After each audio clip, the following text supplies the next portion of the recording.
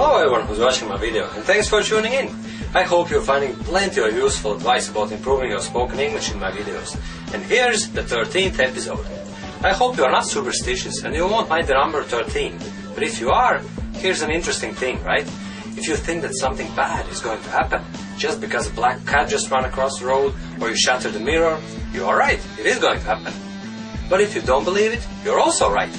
Now you're probably thinking, how come that both things are correct? Well, you see, there's a thing that I'd like to call a self-fulfilling prophecy. So basically, here's how it works. If you believe something is bound to happen, you are programming your subconscious mind, and you may unknowingly take actions that will bring about the thing that you're dreading. But if you ignore the bad sign and forget about it, there's a much smaller chance it will happen. Okay, but what it has to do with improving my spoken English, you may ask? I think it's rather obvious, my friend. It's simple as, if you constantly think you won't be able to speak fluent English on a particular occasion, you've already failed without even trying.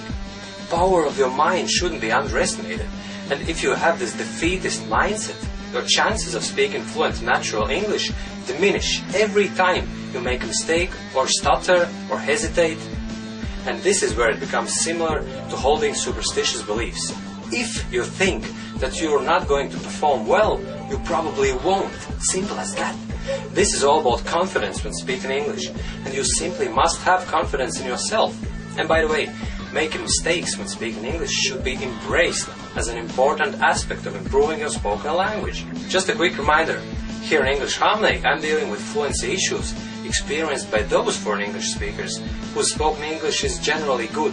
It's just that sometimes they experience sudden drops in fluency. So here's how it all connects to self-fulfilling prophecies. If you can't get rid of the feeling that your spoken English will deteriorate again, you're done.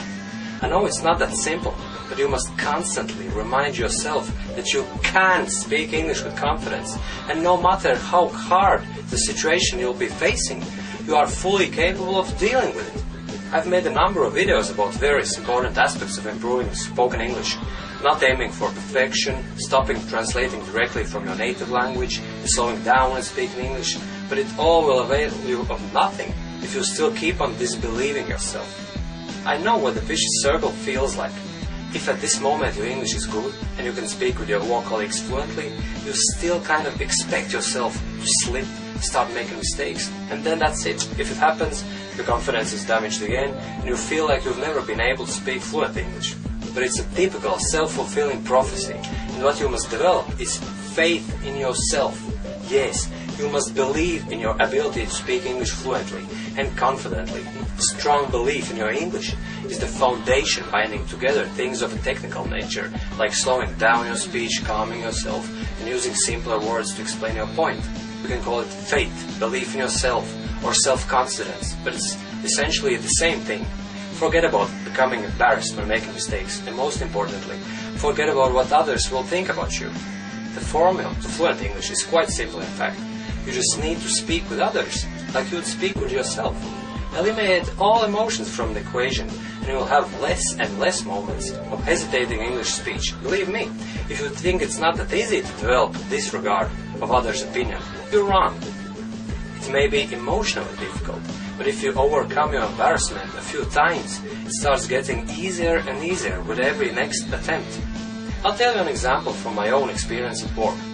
I have a work colleague, William, and I'm totally confident when speaking English with him, because he's the one I'm communicating with about 90% of the time at work. When I have to go to the office, for instance, and inquire about specific aspects of client orders and so on, it's a bit of a different story. I'm not so comfortable speaking with the office girls as with Will, and quite naturally I make some small mistakes sometimes, especially in the beginning, when I just started in the company. But do you think I allow those few mistakes bring me down? No way. I simply ignore them. Sometimes I make a joke out of it, sometimes I keep on speaking as if nothing ever happened.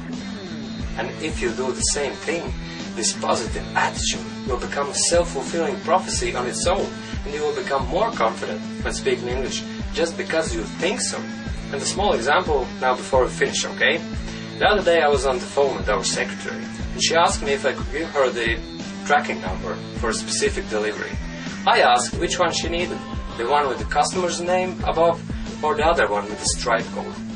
You see, for some reason I said stripe code instead of barcode. I don't know why it happened, but I couldn't care less. I just laughed it off and corrected myself, saying to her, "What's wrong with me? It's barcode I'm talking about." And the girl just had a laugh on the other side of the line too, and that's it. That's where it ended. No sudden drops in confidence. No constant nagging at myself, simply because I know that my English is good, and I just don't care about mistakes and what others might think about me. So throw away your defeatist cloak, if you still wear one, and simply start telling yourself, my English is good, and I know I can speak fluently.